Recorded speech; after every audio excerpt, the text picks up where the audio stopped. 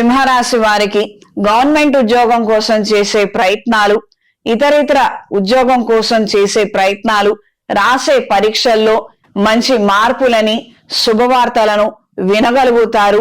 వ్యాపార రీత్యా ప్రజాదరణ కలిగి ఉంటారు.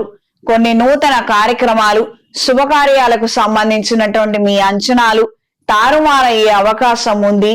జీవిత భాగస్వామి సలహాలు, ఇంట్లో పెద్దవాళ్ల సలహాలు తీసుకొని ఒక నిర్ణయానికి వచ్చిన తర్వాత మాత్రమే ఈ కార్యక్రమాలనేవి మీరు ప్రారంభించండి. అక్కర్లేనటువంటి ఆలోచనలతో, విడివిడి జ్ఞానంతో మాత్రం ముందడుగు వేయొద్దు. ఇబ్బందికరమైనటువంటి వాతావరణంలో ఇరుక్కునే అవకాశం గోచరిస్తున్నది.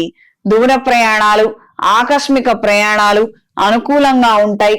దైవ కార్యక్రమాలు, దైవ చింతన మరింత పెరిగే అవకాశం ఉంది.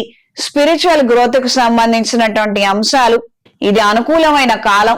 ఎవరైనా కొత్తగా ప్రయత్నం చేయాలి, ఇందులో మనం ఒక పెద్ద స్థాయికి చేరుకోవాలి, కాస్తంత మనకి మనశ్శాంతి కావాలి అని మనసారా కోరుకునే వాళ్ళు రాబోయే మంచి రోజుల్లో ఎవరైనా దగ్గరలో ఉన్న పంతులు గారి ద్వారా కొన్ని సలహాలు, సూచనలు మేరకు కొన్ని కార్యక్రమాలను ప్రారంభించండి.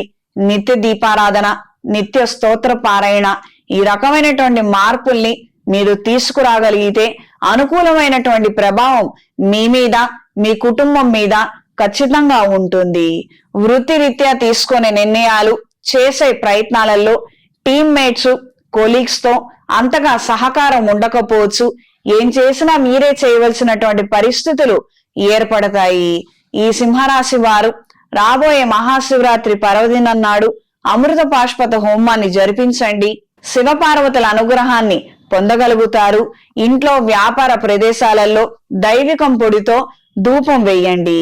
స్త్రీలకు ఈ వారం వ్యాపార రీత్యా అనుకూలమైన మార్పులు ఏర్పడతాయి.